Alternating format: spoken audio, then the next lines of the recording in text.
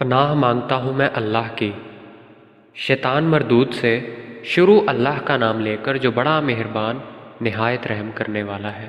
الف لام را، یہ خدا کی کتاب اور قرآن روشن کی آیتیں ہیں۔ کسی وقت کافر لوگ آرزو کریں گے کہ اے کاش وہ مسلمان ہوتے۔ اے محمد صلی اللہ علیہ وآلہ وسلم، ان کو ان کے حال پر رہنے دو کہ کھا لیں اور فائدہ اٹھا لیں، اور طول عمل ان کو دنیا میں مشغول کیے رہے۔ ان قریب ان کو اس کا انجام معلوم ہو جائے گا۔ اور ہم نے کوئی بستی ہلاک نہیں کی مگر اس کا وقت معین تھا۔ کوئی جماعت اپنی مدت وفات سے نہ آگے نکل سکتی ہے نہ پیچھے رہ سکتی ہے۔ اور کفار کہتے ہیں کہ اے شخص جس پر نصیحت کی کتاب نازل ہوئی ہے تو دیوانہ ہے۔ اگر تو سچا ہے تو ہمارے پاس فرشتوں کو کیوں نہیں لے آتا؟ کہہ دو ہم فرشتوں کو نازل نہیں کیا کرتے مگر حق کے ساتھ، اور اس وقت ان کو مہلت نہیں ملتی۔ بے شک یہ کتاب نصیحت ہم ہی نے اتاری ہے، اور بے شک ہم ہی اس کے نگہبان ہیں، اور ہم نے تم سے پہلے لوگوں میں بھی پیغمبر بھیجے تھے۔ کبھی ایسا نہیں ہوا کہ ان کے پاس کوئی رسول آیا ہو اور انہوں نے اس کا مذاق نہ اڑایا ہو۔ اسی طرح ہم اس تکذیب و ضلال کو گنہگاروں کے دلوں میں داخل کر دیتے ہیں، سو وہ اس پر ایمان نہیں لاتے، اور پہلوں کی روش بھی یہی رہی ہے۔ اور اگر ہم آسمان کا کوئی دروازہ ان پر کھول دیں اور وہ اس میں چڑھنے بھی لگیں تو بھی یہی کہیں کہ ہماری آنکھیں مخمور ہو گئی ہیں، بلکہ ہم پر جادو کر دیا گیا ہے۔ اور ہم ہی نے آسمان میں برج بنائے اور دیکھنے والوں کے لیے اس کو سجا دیا، اور ہر شیطان مردود سے اسے محفوظ رکھا۔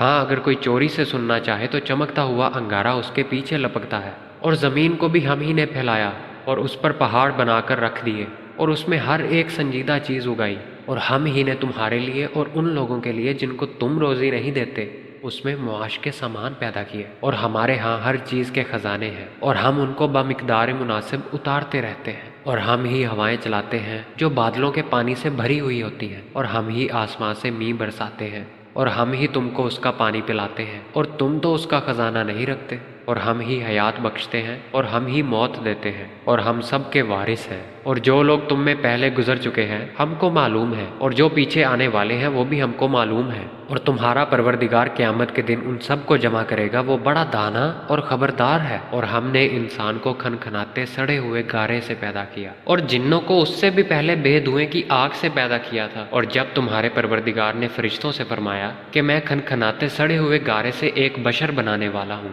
جب اس کو صورت انسانیہ میں درست کر لوں اور اس میں اپنی بے بہا چیز یعنی روح پھونک دوں تو اس کے آگے سجدے میں گر پڑنا۔ تو فرشتے تو سب کے سب سجدے میں گر پڑے مگر شیطان کہ اس نے سجدہ کرنے والوں کے ساتھ ہونے سے انکار کر دیا۔ خدا نے فرمایا کہ ابلیس تجھے کیا ہوا کہ تو سجدہ کرنے والوں میں شامل نہ ہوا؟ اس نے کہا کہ میں ایسا نہیں ہوں کہ انسان کو جس کو تو نے کھنکھناتے سڑے ہوئے گارے سے بنایا ہے سجدہ کروں۔ خدا نے فرمایا یہاں سے نکل جا، تو مردود ہے اور تجھ پر قیامت کے دن تک لعنت برسے گی۔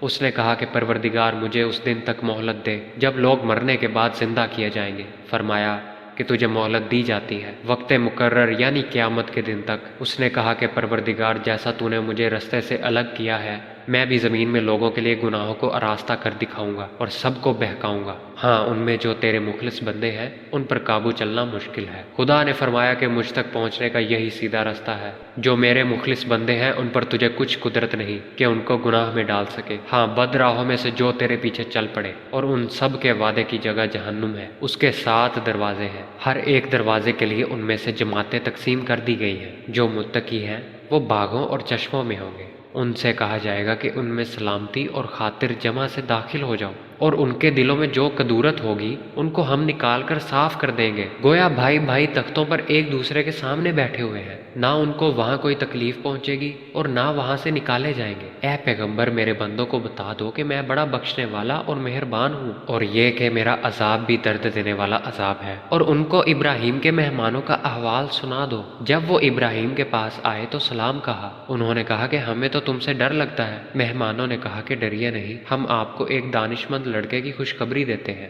بولے کہ جب مجھے بڑھاپے نے آ پکڑا تو تم خوشخبری دینے لگے، اب کاہے کی خوشخبری دیتے ہو؟ انہوں نے کہا کہ ہم آپ کو سچی خوشخبری دیتے ہیں، آپ مایوس نہ ہوئیے۔ ابراہیم نے کہا کہ خدا کی رحمت سے میں مایوس کیوں ہونے لگا؟ اس سے مایوس ہونا گمراہوں کا کام ہے۔ پھر کہنے لگے کہ فرشتوں تمہیں اور کیا کام ہے؟ انہوں نے کہا کہ ہم ایک گناہگار قوم کی طرف بھیجے گئے ہیں کہ اس کو عذاب کریں، مگر لوط کے گھر والے کہ ان سب کو ہم بچا لیں گے، سوائے اس کی بیوی کے جس کے لیے اللہ فرماتا ہے ہم نے مقدر کر دیا ہے ہے کہ وہ پیچھے رہ جانے والوں میں شامل رہے گی۔ پھر جب فرشتے لوط کے گھر گئے تو لوط نے کہا تم تو نا آشنا سے لوگ ہو۔ وہ بولے کہ نہیں، بلکہ ہم آپ کے پاس وہ چیز لے کر آئے ہیں جس میں لوگ شک کرتے ہیں، اور ہم آپ کے پاس یقینی بات لے کر آئے ہیں اور ہم سچ کہتے ہیں۔ تو آپ کچھ رات رہے سے اپنے گھر والوں کو لے نکلے اور خود ان کے پیچھے چلے، اور آپ میں سے کوئی شخص مڑ کر نہ دیکھے، اور جہاں آپ کو حکم ہو وہاں چلے جائیں۔ اور ہم نے لوط کی طرف وحی بھیجی کہ ان لوگوں کی جڑ صبح ہوتے کاٹ دی جائے گی۔ اتنے میں شہر کے لوگ خوشی کے مارے بےتاب ہو کر لوط کے گھر چڑھ آئے۔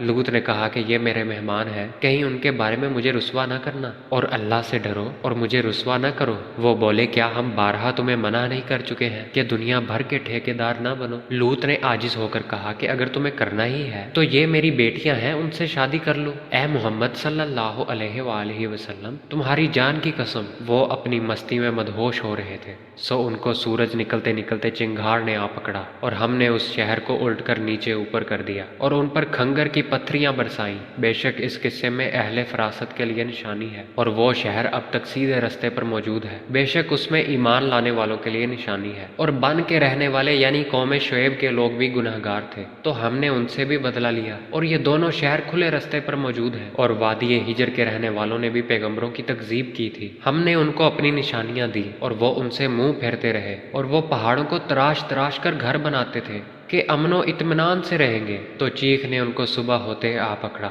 اور جو کام وہ کرتے تھے وہ ان کے کچھ بھی کام نہ آئے۔ اور ہم نے آسمانوں اور زمین کو اور جو مخلوقات ان میں ہے اس کو تدبیر کے ساتھ پیدا کیا ہے، اور قیامت تو ضرور آ کر رہے گی، تو تم ان لوگوں سے اچھی طرح سے درگزر کرو۔ کچھ شک نہیں کہ تمہارا پروردگار سب کچھ پیدا کرنے والا اور جاننے والا ہے۔ اور ہم نے تم کو 7 آیتیں جو نماز میں دہرا کر پڑھی جاتی ہے اور عظمت والا قرآن عطا فرمایا ہے۔ ہم نے کفار کی کئی جماعتوں کو جن کو فوائد دنیاوی سے نوازا ہے، تم ان کی طرف رغبت سے آنکھ اٹھا کر نہ دیکھنا، اور نہ ان کے حال پر رنج و غم کرنا، اور مومنوں سے خاطر اور تواضع سے پیش آنا، اور کہہ دو کہ میں تو اعلانیہ ڈر سنانے والا ہوں، اور ہم ان کفار پر اسی طرح عذاب نازل کریں گے جس طرح ان لوگوں پر نازل کیا جنہوں نے تقسیم کر دیا، یعنی قرآن کو کچھ ماننے اور کچھ نہ ماننے سے ٹکڑے ٹکڑے کر ڈالا۔ تمہارے پروردگار کی قسم، ہم ان سے ضرور پرسش کریں گے ان کاموں کی جو وہ کرتے رہے ہیں۔ پس جو حکم تم کو خدا کی طرف سے ملا ہے وہ لوگوں کو سنا دو، اور مشرکوں کا ذرا خیال نہ کرو۔ تمہاری طرف سے ہم ان مذاق اڑانے والوں کی خبر لینے کے لیے کافی ہیں